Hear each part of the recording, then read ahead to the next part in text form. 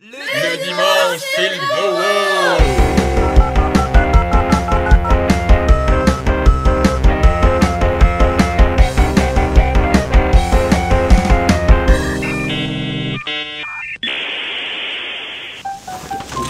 Salut!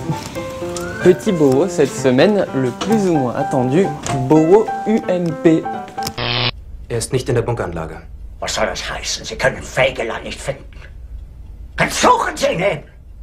Ich will Feigeland sehen! Sofort! La droite aujourd'hui livre presque l'image d'un parti d'opposition. L'UMP, pour les prochaines présidentielles, a compris qu'elle n'avait plus rien à perdre. L'ouverture, ça va un moment, alors à l'Assemblée maintenant, ça gueule à tout va. Fallait-il continuer à soutenir les dictatures? Fallait-il continuer à soutenir Kadhafi? Fallait-il continuer à soutenir Ben Ali? Fallait-il continuer à soutenir Moubarak? Faut-il continuer à soutenir aujourd'hui Bachar el-Assad? La diplomatie française, sous l'impulsion du président de la République, a pris une ligne claire. Et aujourd'hui, c'est curieux cet enthousiasme pour les dictatures. Je vous en prie, je vous en prie.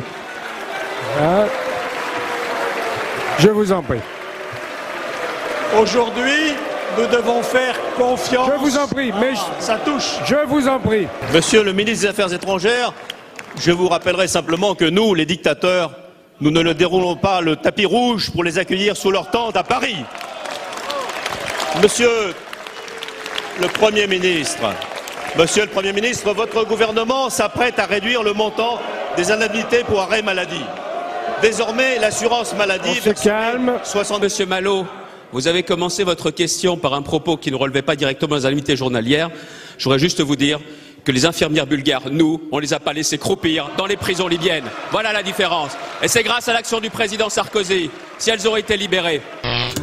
Courage les gars, vous avez toujours des supporters, j'en ai trouvé un derrière les fagots. J'aime Sarko.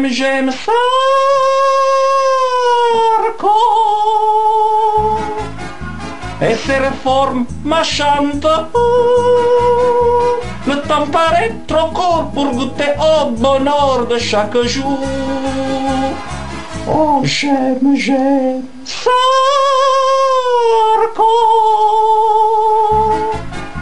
J'aime Sarko. J'aime Sarko. J'aime Sarko.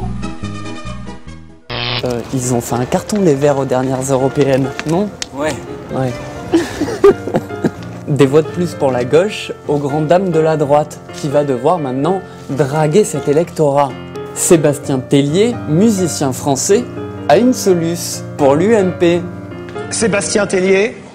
Oui, moi je me demandais, comme les charters polluent énormément, pourquoi on n'utiliserait pas des catapultes?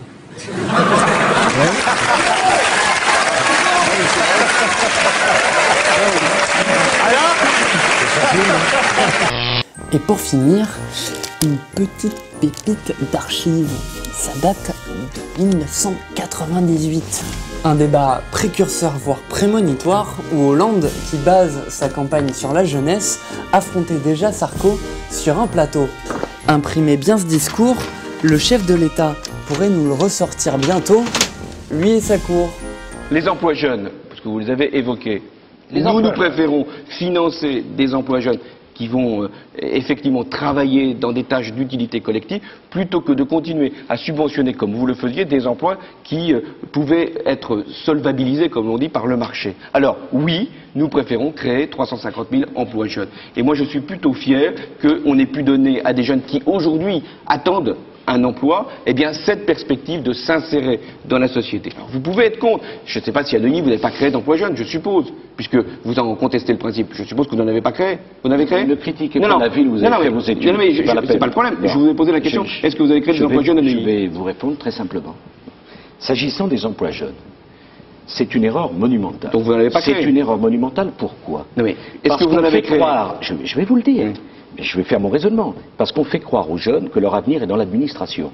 Le problème, c'est que nous avons des poids de dépenses publiques trop lourds, trop d'emplois publics. Nous avons 7% d'emplois publics. Oui, donc vous n'avez tous pas les autres. pu imaginer créer des emplois dans ce système-là. Et je crois aux emplois d'utilité sociale, Monsieur Hollande. Mais permettez-moi de vous le dire, ces emplois devraient être réservés à ceux de nos compatriotes qui sont au chômage depuis 3 ans. Donc vous n'avez pas créé d'emplois jeunes. 4 ans, 5 ans, et certainement pas pour des jeunes à Bac+2 ou à Bac+3 qui seraient beaucoup Donc vous avez mieux préféré dans créer des l'entreprise. CES que des emplois jeunes. En ce qui me concerne, Alors, allez-y tout de suite à la réponse. J'en ai créé 5. Ah donc, mais pourquoi avoir participé à ce système aussi, non mais attendez, aussi nuisible que celui que vous décrivez? Vous êtes tellement impatient de connaître. Oui, mais vous êtes un peu long à la donner. Je vais vous envoyer ma plaquette, tout simplement parce que moi je considère que cette loi n'est pas une bonne loi. Donc vous l'avez mais appliquée. Mais à partir du moment où c'est la loi de mon pays, d'accord. Donc chacun il ne m'apparaît pas que je ne doive pas l'appliquer. Comprendra la cohérence de votre propos. Parce que quand nous étions au pouvoir, vous appliquiez des lois, parce que la loi est la loi pour tout le monde. Si je pensais ne vois pas pourquoi pour moi, comme vous l'avez décrit, aussi pervers, aussi dangereux, aussi fatal pour les jeunes, je n'aurais pas créé ce dispositif. Mais donc, nous considérons que nous avons un vrai clivage. L'avenir des jeunes n'est pas d'être des sous-fonctionnaires. L'avenir des jeunes est en entreprise. Bon, c'est pas dimanche non plus, n'en parlons plus.